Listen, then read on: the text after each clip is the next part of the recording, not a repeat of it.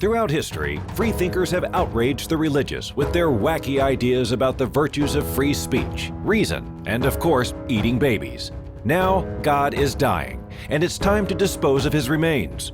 From the pits of hell, Satan sends two puppets of the imperialist West and the Zionist Jews against God, Islam, and tiny kittens to bring you their propaganda and conspire for a new world order. This is Secular Jihadists for a Muslim Enlightenment with Ali Rizwi and Armin Navabi.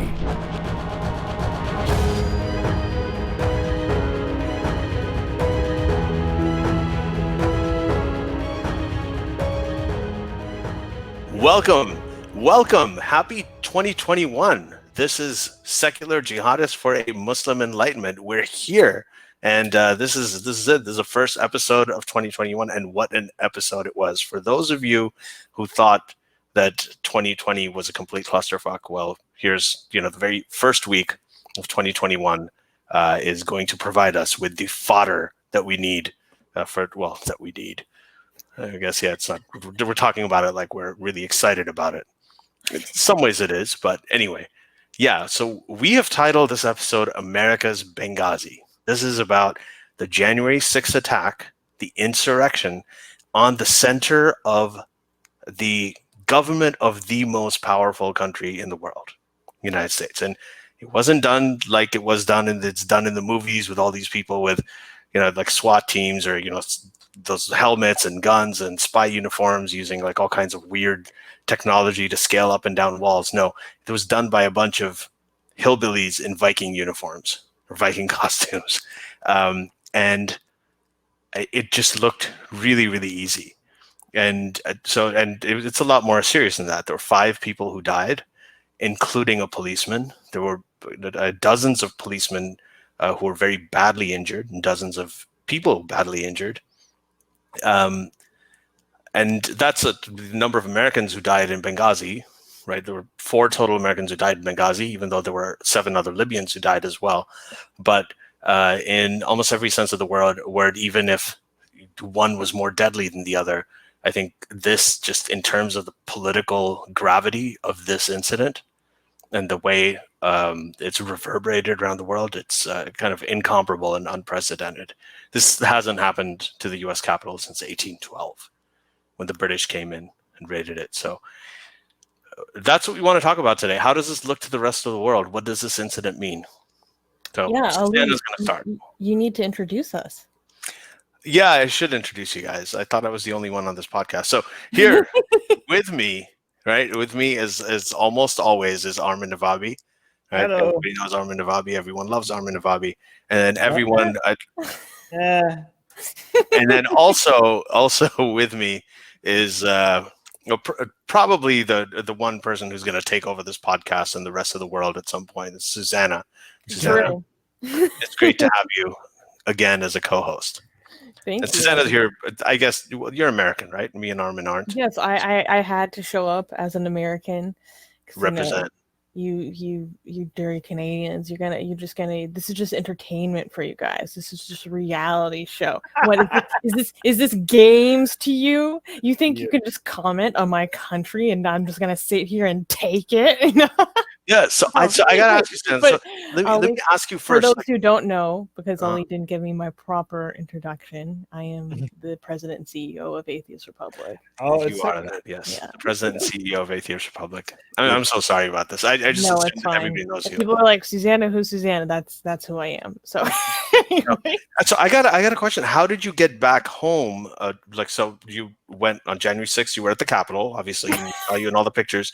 How were you able to fly back home? Everybody who's been never mind. You think I can disclose that? No, guys, I was not at the Capitol. So, I was actually funny. I was getting a pedicure, and then on the TV was this nonsense. Like right after I got a facial, and I was like, I'm trying to relax. What the hell is going on? So wait, so you're getting a pedophile? Jesus, pedicure. This is it shows you where my mind's at. Like I'm already it's like chewing on land, right? Yeah. So you were okay. Forget about that. I want to know, you as an American, right? Yes. You grew up here. You're watching this. You're seeing the Capitol being invaded by, really, I mean, there's no other word for them. They're domestic terrorists. Right? They're coming in. The initial video footage didn't, like, it's really the later footage that started coming out that showed how serious the situation was. Mhm. But what was your reaction when you saw them scaling the walls and sitting up there and everything? Well, okay, so what I remember watching at the time was just, these like outward shots of the Capitol building. And, you see some shots, wide lens from people scaling the sides of the Capitol, but it was just these external shots of the building, so you couldn't really tell what was going on. And then slowly, you would, because I don't actually watch TV, I don't watch cable news, so having it in a different setting, it was interesting. So, they're getting calls in from senators and congressmen over time, who are like, in current evacuation or hideaways, safe spaces, whatever.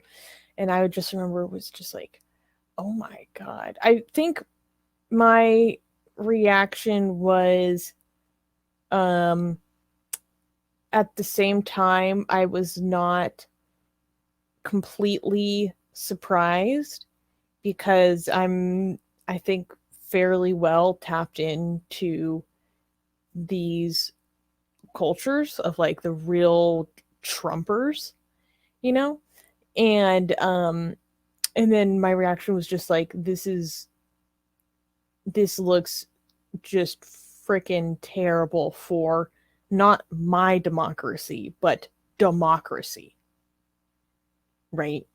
Like, this isn't just about, oh, this makes our country look bad. I'm thinking, no, this makes the value of democracy, the legitimacy of democracy, look bad. So those were like the first two things that were on my mind. It was like, I mean, I saw it coming. Of course, I didn't want it to get this bad. Actually, no, I had three reactions. One, I saw it coming, hoped it wouldn't get this way, but it did. Two, this makes the devaluation and denigration of democracy itself beyond America. And three, where is security? How is this happening? Why isn't everyone getting shot? Wait, be careful with what you mean about that. Like, well, I was about to say, let me clarify. It's not that I want people to be, but that would be completely reasonable force. Mm-hmm. And legally justified. We're Yes. not talking about morally. We're not Yes. talking about whether, we're just like saying that would be a legally justifiable reaction to that, but not that we are calling for exactly for it. Yeah. Exactly. The thing that hit me was when I saw the guy. The security measure. I'm like, wait, yeah, where is security? How is this being allowed to happen? Where are the failures of communication between all of the different levels of government that are involved in securing this building? How did this happen? Those are my initial reactions. Yeah, the thing that hit me actually was when they made it into the House chambers, and I saw the picture of that one guy sitting in that seat, where the Speaker of the House sits. And I think that was iconic. That's when I knew. I was like, okay, there's something that's really, really weird has happened. And the first thing I thought was, I was just thinking of everybody around the world watching this, like all of the different the militant organizations and Iran and everything, and looking at it and saying, oh, this is a lot easier than we thought it was. Yeah, it just made it look so easy. That is also an aspect, aside from the democracy thing is a very big thing, but that aspect of exposed vulnerability, that's how easy it is to do. Well, which group are we going to infiltrate next time we want to? Well, let's go and get together with these like sort of American patriots who paint flags on their faces and stuff, and it's an easy way to get into the Capitol, or whatever. With signal that sense, the signal was actually devastating to the rest of the world. Armin, yeah. I do want to mention like how this looks, what Susanna was mentioning about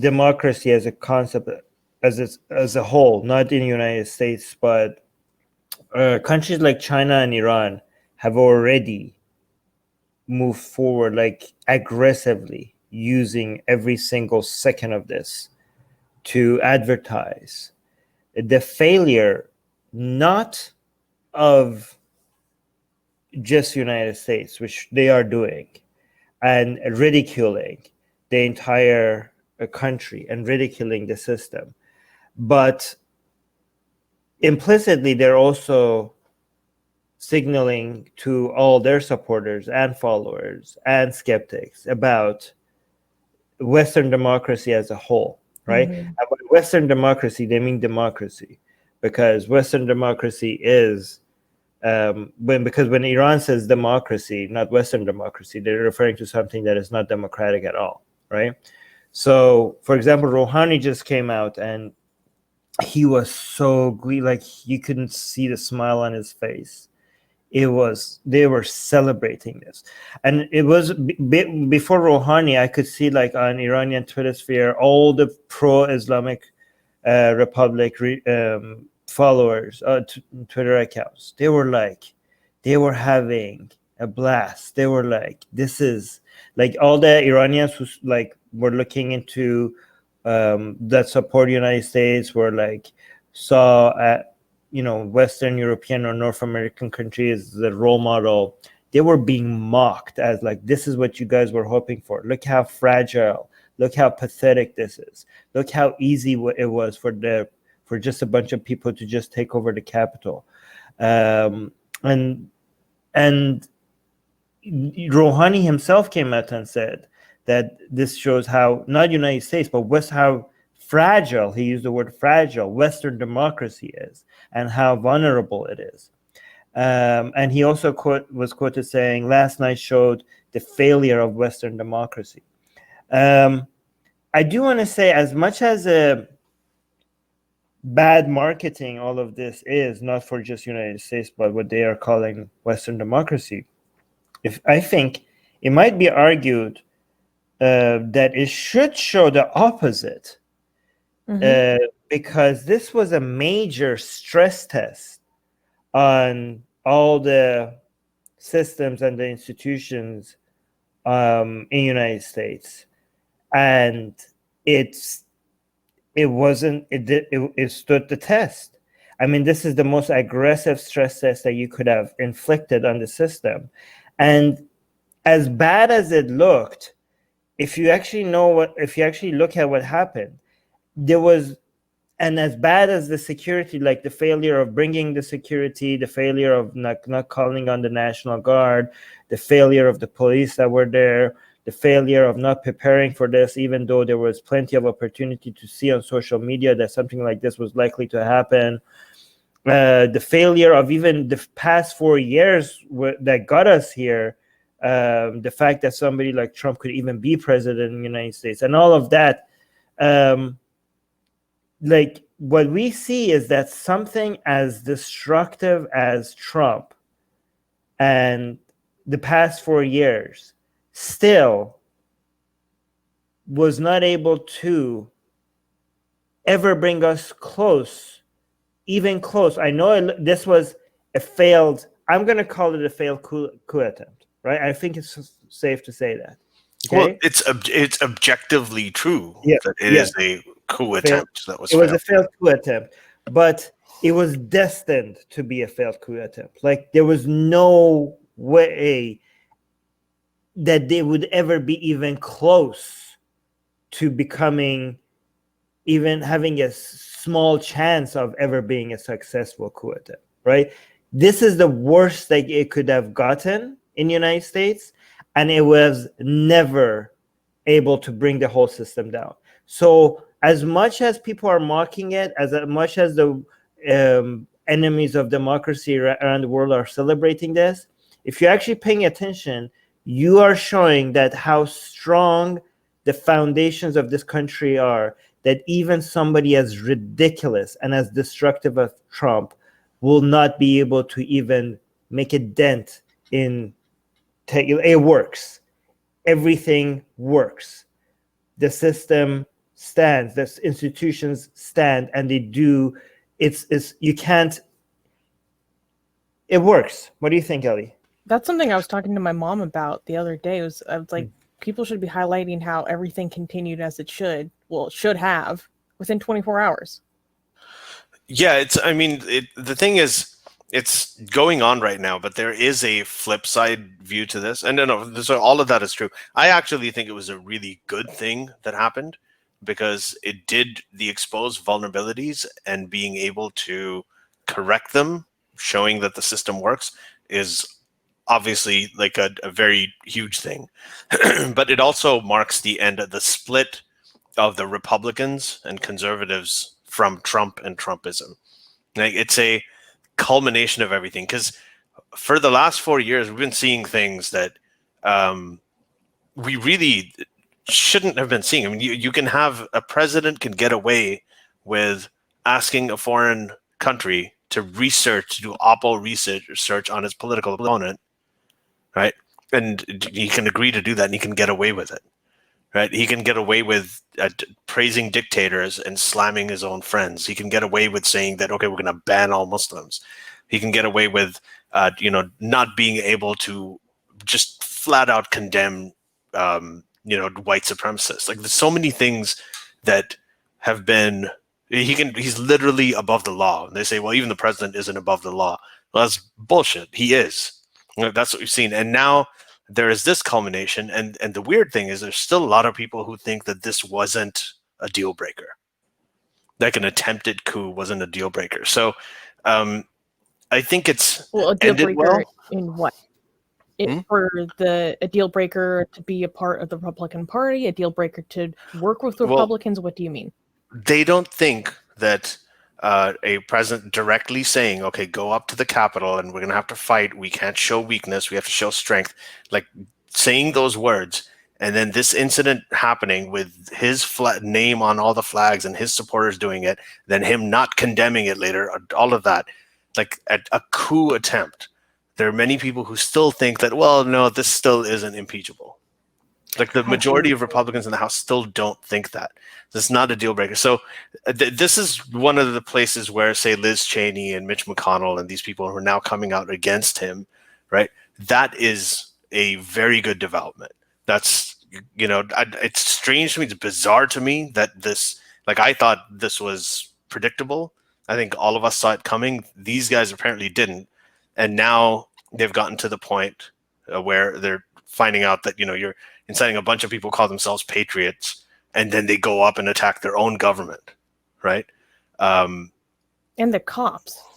Yeah, and the cops, like they were going like fuck the blue, and there's videos of this, like, pulling down these cops and beating the crap out of them. So it was never really about the Blue Lives Matter thing. It really wasn't. Every time they talked about it, it wasn't really about that. It's just, it was the same thing as all the other stuff. It's just, burn the system. We got to burn everything down, right? And so I think the fact that this has opened up the eyes of people, I also think that this is going to lead to more, it's sort of, the polarization of the parties. Mm-hmm. I think that's going to be mended as well. Like, this is the time when the Biden administration and the Democrats who actually got elected, they are not really associated. They condemn Antifa. They're not really fans of it. Biden is not an Antifa fan. Like, these are not people who associate with the far left as much as mainstream conservatives have been associating with these lunatics, right? But now I think there is a moderating force that's going to bring the sort of the sane conservatives and liberals to some kind of common ground and common interest. I think that, yeah, those are some of the positives of this. It's been really interesting to watch. So I've been watching a lot of different commentary on this, like from a lot of different right-wing people, and it's really interesting to see there's a stark difference between what now seems like just an old school conservative, which itself is like its own thing, but now just like a regular conservative seems like so old school. In comparison to like the real Trumper Republican, but they're not even Republicans anymore. They openly say that they're not Republicans anymore. The Trumper cultists, there's such a stark difference in the responses to this. Like watching the difference between Ben Shapiro's commentary to someone like author Brandon Tatum is so different. And even the difference between Officer Tatum, as Armin says, and Tim Pool. It's really interesting to see. Like, Ben Shapiro came out fully condemning everything, saying that, and completely denying that there's any meddling in the election, that, you know, it meets any standard that could overturn the election in favor of Trump, all that stuff. But then he closes his episode by talking about how the left is now going to use this in perpetuity to demonize all conservatives and basically use collective guilt and punishment against all conservatives. And then Tatum, Officer Tatum, who's the co-founder of the Blexit movement, for those who don't know, he's talking about how the conservatives, the what now seems old school conservatives, their reaction to this sicken him more than the liberals, because they're supposed to stand up. He's openly saying that anyone who condemns what happened at the Capitol is a coward. Right. And that he's no longer giving any money to any Republicans because now he wants to form a different party called like the Patriot Party. And it's very fascinating to see, if you pay attention to these Trumpers, they have so many points. I call it being dangerously close to a moment of realization. Because the way that they're talking, they're like, we've been giving money to these people for all these years. The senators, they've been saying this for months to us. They've been getting us riled up for months. And then at the last moment, you're going to back down. You didn't release the Kraken. Now you're going to like turn tail, become coward and condemn this after we went to war for you. Like, and you see they come so dangerously close to this moment of realization about how they've been had, but then they get so close, but then it's like too cognitively painful, and then they back up, and there's something that explains it, right? Like the cognitive dissonance. Actually, if you study cognitive dissonance, when the things that you're planning for, prophesized, don't come true, oftentimes people don't reject their, prophecy that they wanted. They actually double down. It's so fascinating to watch that. Armin? Yeah, so I do want to mention that it's so much easier to identify right now how much crazy do we have on the right compared to the left, because with the left, we have the Wokistani Mujahideen, which I think they're a fringe minority who are doing a lot of damage, much more than their percentages should allow. But this is us just guessing. We don't have a way to tell how much of the left they represent. But when it comes to the right, it becomes very easy now, right? I mean, even though I think conservatism as a whole is moronic, I think it's not fair to group them all with the people that think that, I don't know, the election was stolen and Trump is gonna he has still a shot any day now. He's still gonna come and take over. Like, still they haven't given up. They still think like Biden will never be president. They think that, which is amazing. But it's like we actually have empirical, like we have data. We're like, okay, you are all crazy, but this percentage of you is like crazy. Okay, so we have that for the right, and it's a huge number. Like, we know how big of a, so for all the people that we have been saying in the past couple of years, like, yes, the left has a woke problem and we are addressing it, but the problem on the right is a lot more. And some people are like, I don't know, maybe no, it's the same. They both have their crazies. Now we have data to show like, no, the problem on the right is a lot more crazy. Okay, so I do, however, I think that the backlash to this is going to be really take a lot of people that don't deserve it, right? Like it is going to be, we have already seen, this is going to be misused. As much as we do agree that this was hard, like this, it's hard to exaggerate how big of a deal this event was, and how much it made it obvious about the level of lunacy, but also the amount of danger these ideas are, causing among a lot of right-wing people, right? Like all those warnings about this could get out of hand, these people could get dangerous. The warnings were true. Like we now see that the warnings were true. However, as bad as it is, it's possible to have a backlash that is not justified, that is going to take a whole bunch of people that are not even part of the problem. And there are going to be people from the left, especially the woke left, that are going to use this for so long, maybe, I don't know, but they're going to use this as justification for all types of censorship, for going after so many people that are not even remotely responsible for any of what happened, right? And we just got a strike, by the way, on Atheist Republic on our Facebook page, which is unappealable, for a meme about this event that wasn't even endorsing it, was making fun of it.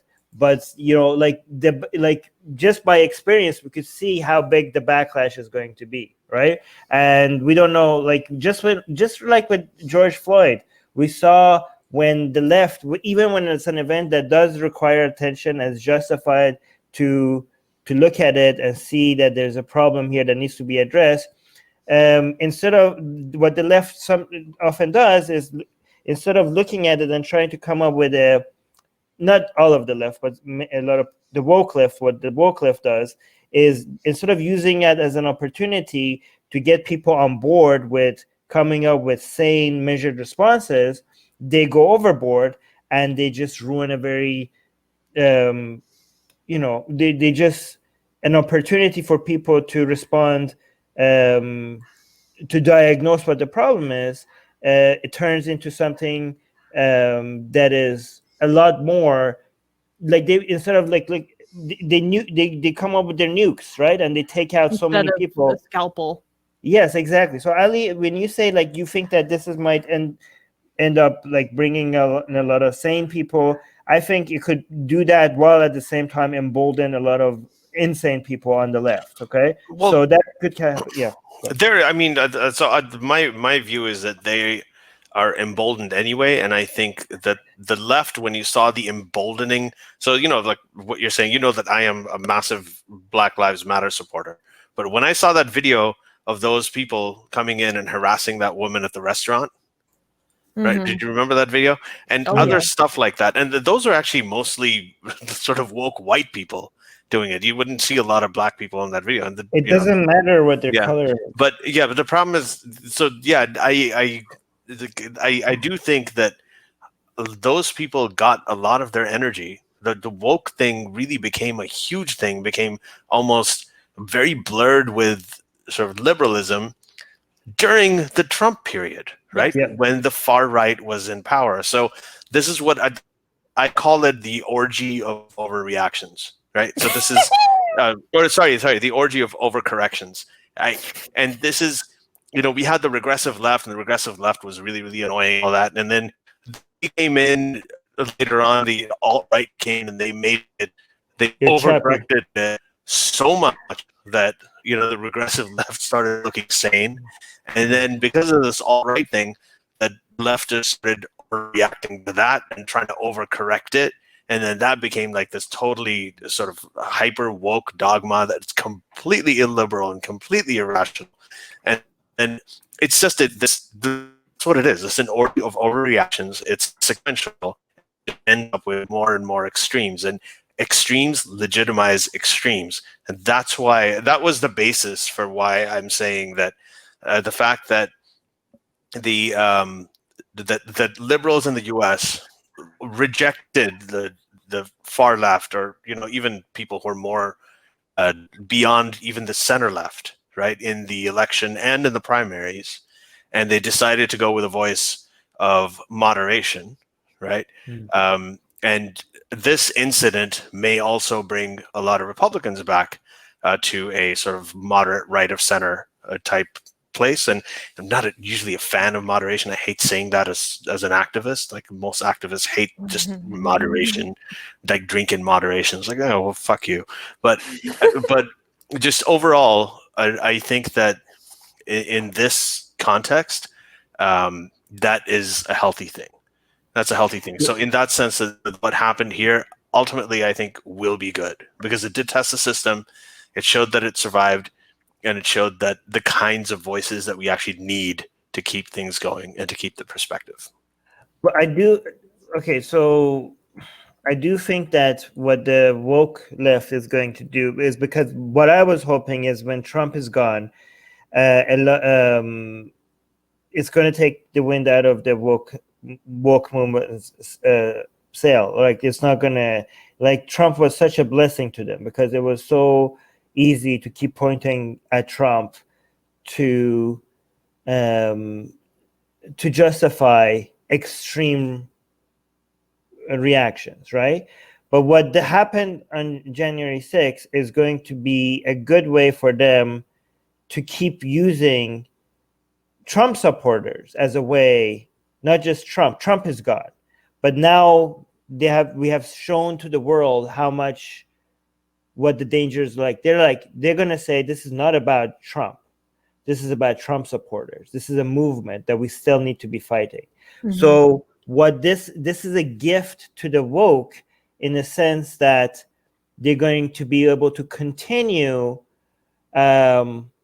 justifying their existence way beyond Trump, by reminding people that we are at the risk of being taken over by not just a tyrant wannabe, which is Trump, but people who want to bring back tyranny, like people who want like the next Trump, right? So they're like, these people, they're going to tell you like, oh, these people are still there. That's why we need us. So this event will constantly be used as a reminder for why they are relevant and why they're needed. I do want to mention how I don't think it's fair for so many people, including you, I think, Ali, who have said that, oh, if this was BLM protesters, they would have been massacred or something like that. That the reaction would have been a lot more hostile. I don't think that is fair at all. I think that the mistake was the bias was not from the police or from the National Guard. The bias came from all the way from the top, which is Trump himself, right? If the National Guard was called and it was present at that time, you would have gotten the same response that when BLM protesters were there, right? The number of like a lot of people, yeah. So first of all, Ali, let me before I continue, what is that something that you still believe in, that if like, oh, look at when white people charge on the Capitol, this is like they just get like it, like, oh yeah, just walk right in, of course, like you guys are white, but if it was black people or BLM protesters, their response would be a lot more aggressive. Do you still think that? I don't think it's necessarily white people, but I think it's like Trump supporters, like the conservatives that go in, right? I actually think that it's true. Now, do I want to talk about it a lot or bring it up? It's not a perfect comparison, and I don't think at this point it's not a useful comparison, because you have all these Republicans sort of lining up, and they're joining up in unity and talking about impeaching this guy and voting Mitch McConnell saying it too. So the worst thing we want to do right now is make this like a race thing and bring all these other issues into it. Yeah, but I want to. Yeah. Let me just finish. But I do think that the people, like if black people were going there, I think they would have been shot lots. I think if Muslims were going in there, right, and they were protesting and they were taking over the Capitol, I think that they would not have made it to the speaker's chair in the chambers. I just cannot imagine that. I don't think that is true at all. I don't think that is true at all. I don't want to make it a race thing, but I think it's true. Okay, but let me finish my thought now, please. I don't think it has anything to do with race, and I do want to call out the people that are making this a race thing. It has nothing to do with race.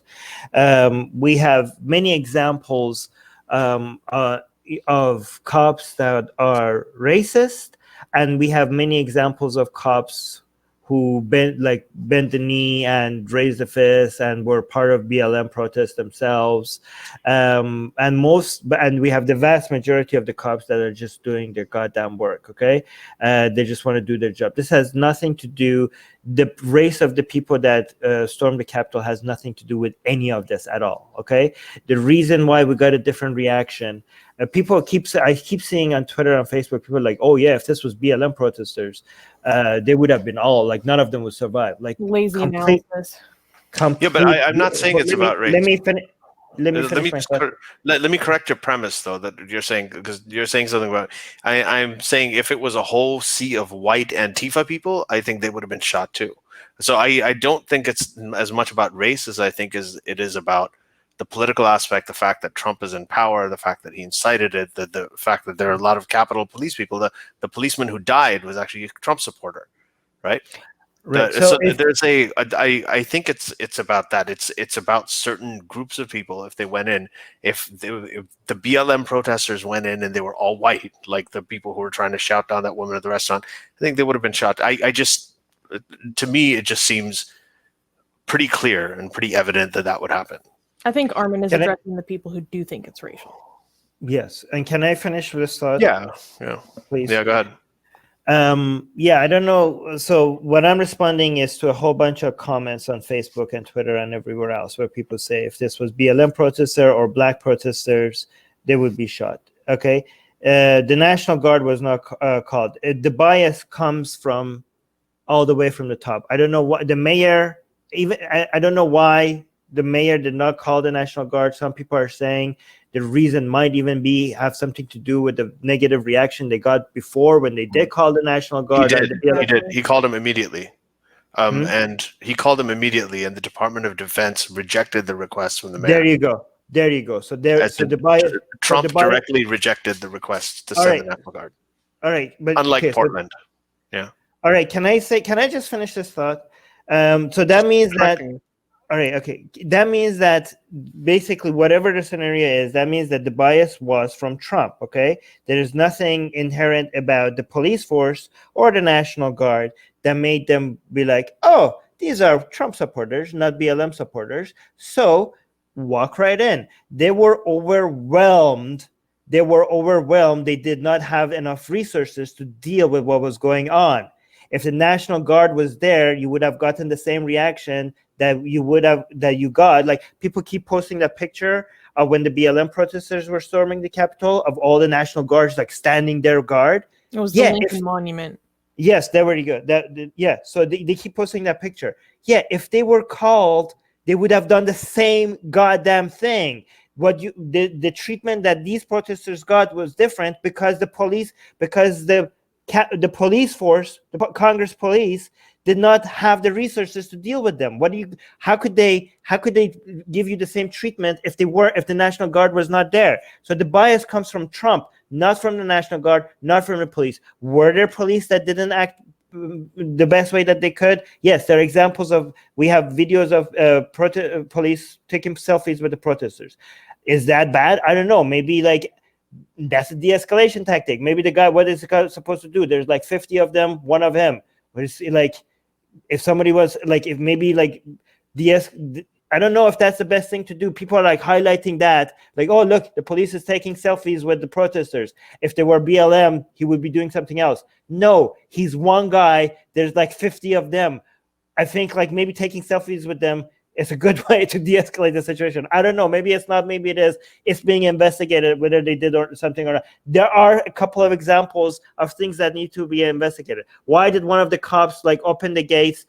Was that a good thing to do or not a good thing to do? It seems like maybe it's being investigated. That one cop maybe has done something wrong.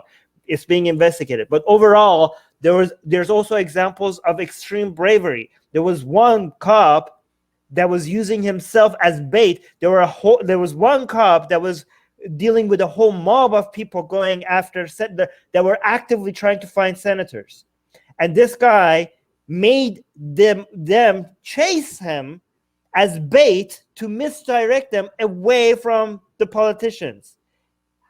There is examples of amazing acts of bravery as well from the cops, right? I am gonna give you this that as the footage came out, I think one of the good things that came out was that, you know, when you talk about not all cops, because like this idea that they just opened the doors and they let everybody in, which is what it seemed like before, and some of them did do that. There were more that were trying to hold the crowd back, that misled them and took them to other places instead of the really sensitive places like the Senate, like that one guy who did that. There was one who was slammed. Just the most brutal footage that I saw there was the cop that was slammed between the door, right? And he was just screaming out in pain. So, you know, we saw that, and we saw that these protesters beating up cops, killing a cop, we saw them do all kinds of things. So this idea that, you know, that all cops are the same way, like that is something that should be dispelled here immediately. It should also be like the idea that, and the same thing, honestly, with the Trump supporters. Yes, you know, you had this group of, you know, to tens of thousands of people at the Capitol. That's not like that. I've got Trump supporters in real life. I know Trump sympathizers in my own family, as I was telling you guys earlier. It's not. They also come from many different places, and the same thing applies to Black Lives Matter protests. So when they said that they were overwhelmingly peaceful, there were, like, everybody I know, the U.S., my family members, everyone went to one of these protests, the largest protests in U.S. history, and there was a lot of crap that went on that was televised, just like there was a lot of crap that went on here that was televised. But it doesn't represent all 75 million people who voted for Trump any more than a few looting incidents that were televised represent what the Black Lives Matter means, right? So I think that's a lesson, or the you know, the cops thing, that, you know, that it represents what all cops are. I think this thing is a lesson that you should not take this one group or something that you see on TV or on the internet just because it's sensationalized and it's just very videogenic, right? And take that to represent any entire movement. Okay, I mean, human beings are complicated, movements are complicated. Yeah, Ghost Bunny actually summarized this very well. She's saying cops during BLM riots could have done better, and cops at the Capitol could have done better. However, Trump could have called for the National Guard to aid the cops. Yeah, the bias comes from Trump, not from the cops or the National Guard. Yeah, and Ghost Bunny, so let me just say this again, just in case somebody missed it. The mayor in DC called for the National Guard immediately. He requested the National Guard. That request was turned down by the White House and the Department of Defense twice. They didn't send out the National Guard. You know how they sent them out immediately when BLM came to the Capitol, sent them out immediately to Portland for, you know, the things that were a lot less dangerous at the time. The threshold was a lot lower. This time they didn't. When there was an attack on the Capitol, right, Trump himself and the Department of Defense decided to reject the request from the mayor of Washington, D.C. to send the National Guard. It took hours before they did it. And then he tweeted and said, oh, you know, I sent it immediately. This is bullshit. It was reported everywhere that they rejected the request initially. Jim King is a report earlier about how the FBI had tips the day before. And Yeah. so it's really interesting because I've been following some intelligence people, and they were saying the failure was not a lack of intelligence. The failure was acting upon this intelligence. Mhm. Jim King is Yeah. saying Eugene, right? Eugene Goodman was the cop who may have saved the mob from attacking Congress. So it was Congress and possibly a mass casualties. Yep. Yes, that's the cop that I was referring to that used himself as bait to misdirect them. That guy, I don't know how much he's making. He needs to be making more. Like somebody needs to give him a medal or something. Like that guy is like, if seems to me like he was a hero. Oh, he's gonna get the National Medal of Freedom by the next administration. It's gonna happen. I hope so. Yeah. I do want to mention though. Wait, I don't think that the impeachment is the best strategy. I'm not saying that it doesn't deserve to be. There needs to be a reaction to what happened. I just think that it might be not the best reaction.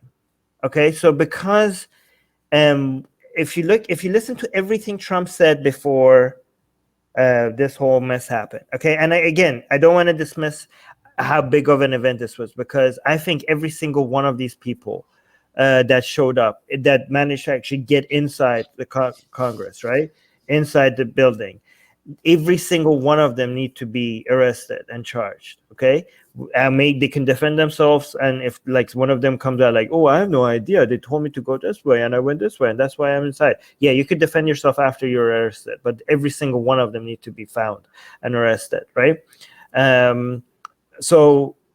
But how much Trump incited? Like right now they're impeaching him, I think, based on incitement of violence. Is that what they're impeaching him on? Incitement to insurrection. So that's going to be hard to prove if you actually listen. Like, I understand that it's very obvious to us that what led to another, but it's because if you listen to everything he said, there is a way for him to legally defend that he didn't, right? I think there's an easier way to. Maybe I'm incorrect. You guys could tell me, okay? This might be completely wrong, okay? But this is what the nation has suggested, and it's easier to prove, and it's also easier to. It requires a simple majority rather than a super majority, okay? And it's a bigger punishment because impeachment will just get him out of, like, he's already leaving, right? I know it's symbolic and all, but we also want to be practical. This one will actually hurt. And it will basically paralyze the entire Trump for a second term, right? So this is what the nation has said: bar Trump from ever holding office again. And they're saying on Friday, when House Democrats discussed responses to Trump's incitement of insurrection, there was some discussion of a 14th Amendment. So the one that they're using now is the 25th. What is that? The 25th Amendment, if the president is unfit for office and the vice president and cabinet members can, yeah. So that's not going to happen unless Pence, yeah. So if Pence said he won't do that. Yeah, so that's not going to happen. Then the impeachment one, even though if that goes through, they're not going to get a supermajority for that. So that's just going to be mostly symbolic. This 14th Amendment one, it seems like a great strategy. Okay, so the 14th Amendment strategy for barring Trump for holding office in the future. Section 3 of the amendment declares no person shall be a senator or a representative in Congress or elector of president and vice president or hold any office, civil or military under the United States or under any state who having previously taken an oath as a member of Congress or as an officer of the United States or as a member of any state legislator or an executive or judicial officer of any state to support the Constitution of the United States shall have engaged in insurrection or rebellion against the same or given, okay, this is the key part, not just engage in insurrection or given aid or comfort to the enemies thereof. So this one is so much easier to prove because you don't even have to prove that they have engaged in insurrection or rebellion. You just have to prove that they have given aid or comfort. When, like, for example, when Trump came and said, we love you, right? That's just like you don't have to have a statement him coming out and saying like, oh yeah, storm the Capitol, because when he said go to the Capitol, he didn't say like do a coup, he didn't say like be violent, he didn't say anything. So that impeachment one is hard to prove, but this 14th Amendment, the only thing you have to show is that he gave aid or comfort, which he so obviously did, right? This is easier to prove. But the beautiful thing about this is Section 5 of the amendment, which was enacted after the Civil War. So I don't want to read this one. Okay, here. So Eric Forner, which is suggests that the House could, with a simple majority. So unlike the impeachment, which requires a supermajority, this requires a simple majority. Vote censor Trump's for inciting insurrection and effectively bar him from running again for presidency. The impeachment will get him out. What would it do? Nothing. This will save us from Trump from a 2024 run. This will actually have material impact. I think the only thing is that comfort, I think traditionally, I could be completely wrong, I think it may refer more to like housing such people, like hospitality. No, it says aid, given aid. No, I was specifically on the comfort exclusively. Yeah, not just in terms of saying we love you, whatever. I think I could be wrong. I think it might be more about like giving hospitality to such persons. Yeah, this is actually something, what Armin is saying. Like I completely agree with you. And this is the Washington Post has written about this. And there's a lot of people who are now talking about using the 14th Amendment as an alternative to impeachment. I actually think that it's on the table. I think the Democrats are considering it. Like they have the 25th Amendment thing is not going to happen. The impeachment thing could very well happen now that Mitch McConnell has kind of indicated that he thinks it was an impeachable offense and he's furious. So with more Republicans turning, I mean, if they're going to do that impeachment vote in the House tomorrow, by this time, you'll already know at least part of the outcome. If you're listening to this on your podcast app, if you're listening to the audio, you're already going to know what kind of, at least part of what's happening with this. But that is another alternative to it. And I can guarantee you that they're all considering it, the 14th Amendment, Section 3. You really? Okay, that's good. Yeah. Because that would basically mean that Trump supporters have saved us from Trump running again. Mm-hmm. And I'm telling you, Trump running again, even if he doesn't win, will be so goddamn destructive. Mm-hmm. So if Trump supporters can gift us him never being able to run again, that would be such poetic justice. Is fantastic. Oh, like, I would totally reach out to them then. You know how they say you got to reach out to Trump? I'd reach out like, guys, thank you so much. Come in. Like, wait, let's hang out. Yeah. That's what was really interesting about listening to people who are, like real right-wing populists like Tim Pool, was he was talking about how this was such a blunder. How this is going to destroy their right-wing populist movement. How this is going to hurt Trump itself and everything they'd worked for the past 4 years. Yeah. Like I mean, Tim Pool is sometimes so wrong about so many things, but every now and then 49 state sweep. Yeah, he actually said that. He California's going to turn red. California's going to flip red, guys. Don't worry. I just don't think he's the brightest guy. But anyway. No, but he's not. Yet he is the number one political commentator on YouTube, with the largest audience, which is scary. But go on. Well, that happens. Like I just said, he's wrong about so many things. But those moments of like self-reflection into their own movement, I find extremely fascinating.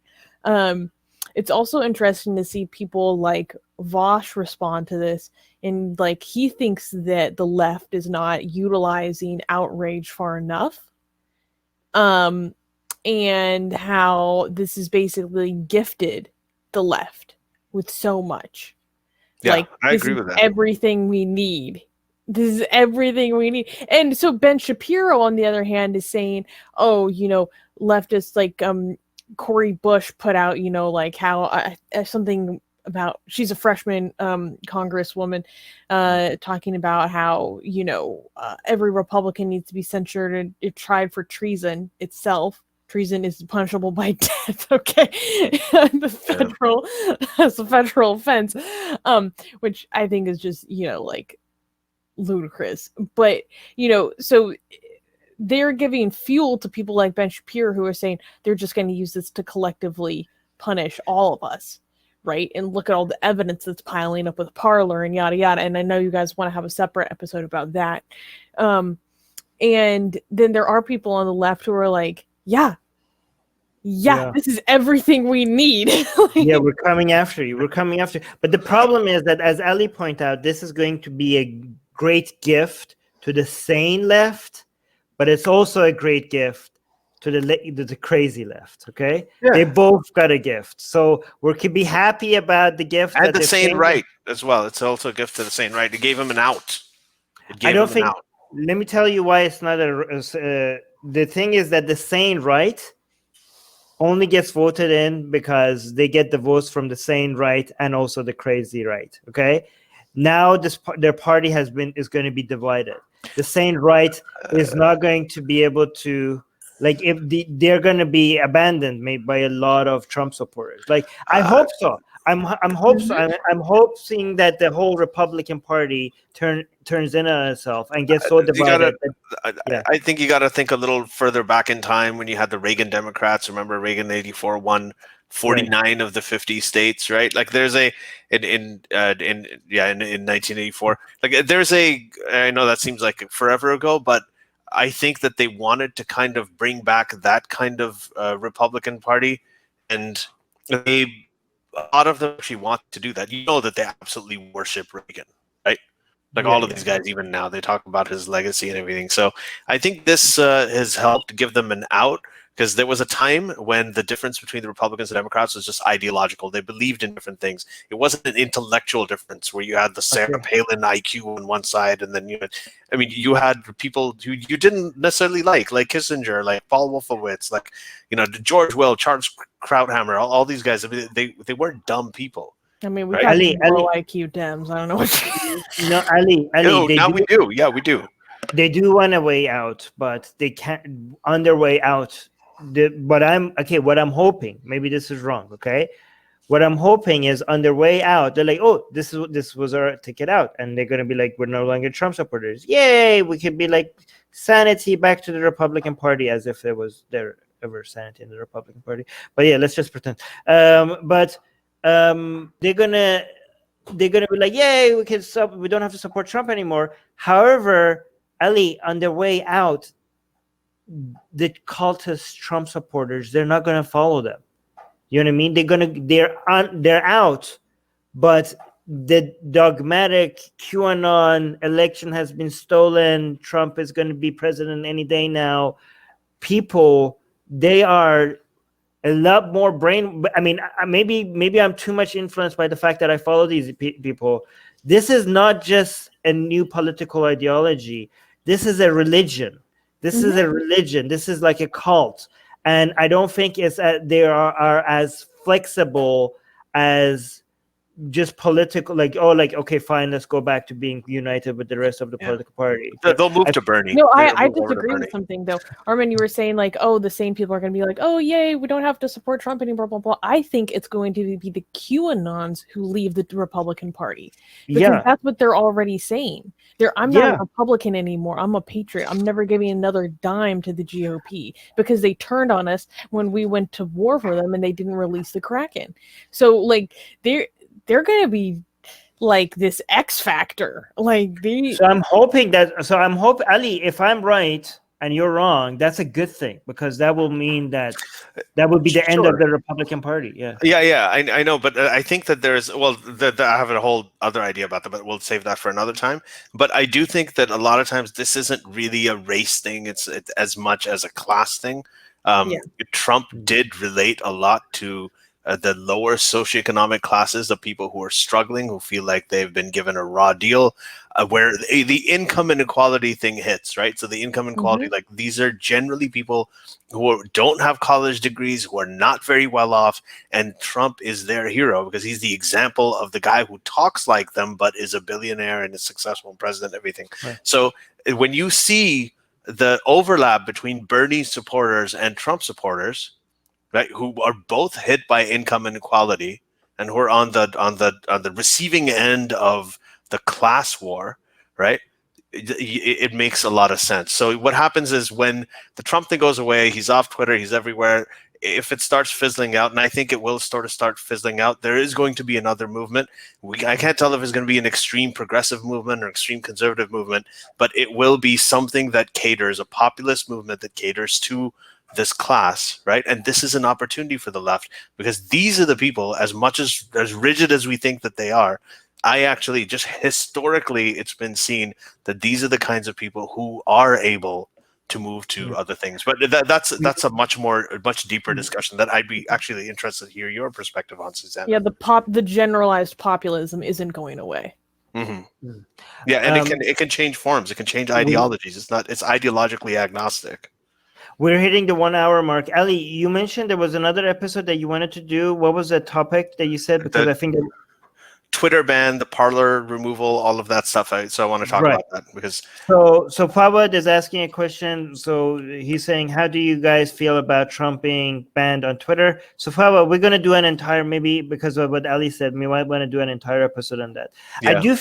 I don't think it's not mutually exclusive. You know, you could be at the same time say that it's a good thing that Trump is banned, and at the same time think that social media is like Twitter, Facebook, and YouTube have too much of an influence on the discourse, and that needs, these are not. It seems like a contradiction to hold these two positions. I don't think it's a contradiction. Yeah, I want to say one thing about this and just plug on my podcast, the Professional Novice with Ali Rizvi. I had a whole discussion on this with Jay Shapiro. Jay Shapiro is the guy who directed Islam and the Future of Tolerance with Sam Harris and Majid Nawaz. And I'd recommend you guys watch that as well, because I think he had some good ideas. And both of us are we don't have very, very strong opinions on this, but we do have more nuanced opinions. Yes, I would also plug that episode of Professional Novice with Ali Rizvi with Jay Shapiro. I listened to it in preparation for this, and it's quite good. Yep. Guys, Ali Rizvi has some really interesting discussions on his channel, and that channel is criminally undersubscribed. So you guys go show it some love. Thank you, guys. You guys are so sweet. By the way, Katie just wanted to clarify something. Katie has a good point that is interesting, saying, wow, the right-wing leaders everywhere relate to the lower economic classes? Question mark. Pakistan, India, and even Trump. So I think Katie might, I don't know what is... Well, yeah, Brazil as well. Right-wing populism had a major global rise in the past 4 years. Yeah, it has. They cater to that, and the thing is, it's interesting because they are usually the leadership in these places is very elite, right? But the people they try to cater to are the poor. So it's very classically manipulative. They tend to use, it's like they want to do the war in Iraq because of oil, and then they'll send the poorest people, who go against their own self-interest. They'll scare them that gay marriage is coming and boys will start marrying boys, so you better go to Iraq and fight, defend freedom. It's just really strange the way it works. Well, the right-wing populism just plays upon insecurities to muster up nationalism to help fight the fear. Right. Okay. Katie's saying she's already subscribed to Ali's channel, so that's great. Katie. Stony is saying, last comment we're going to read. Stony saying Majid Nawaz pooped his sleeping bag and started rolling around in it. The Trumpism from him is absurd. Ali, we should have an entire live stream about talking about what went wrong with Majid Nawaz and the insanity. It's not going to happen. I called him, and I think that he's busy with some stuff later. I'll reach out to him again. But let's see. We should call him out for all the crap take that he has recently had. Like, let's do a live stream on that. So Well, Armin, actually, we're doing a live stream on that tomorrow. So yeah, if we're you're doing a listening live to the stream. audio, if you're listening to the audio of this, What that time? video will already be out. You Yes. go watch it. Yeah, on Atheist Republic, we have a one same time tomorrow, right? Same time. No, it's at 7 p.m. Pacific time. Right. But Pacific, I do so want. that's 10. Yeah. Oh my Yeah, God. I do Okay, wanna- I'm gonna come in for that too. I want to see it. Wait, you could join as a co-host if you can, if you're free. I actually want to watch it. Okay. Okay. Okay. Oh, news just came in. YouTube has suspended President Trump's channel for at least 7 days Wow. for ongoing potential. So I'll tell you what's going on. Is Dropping actually like flies.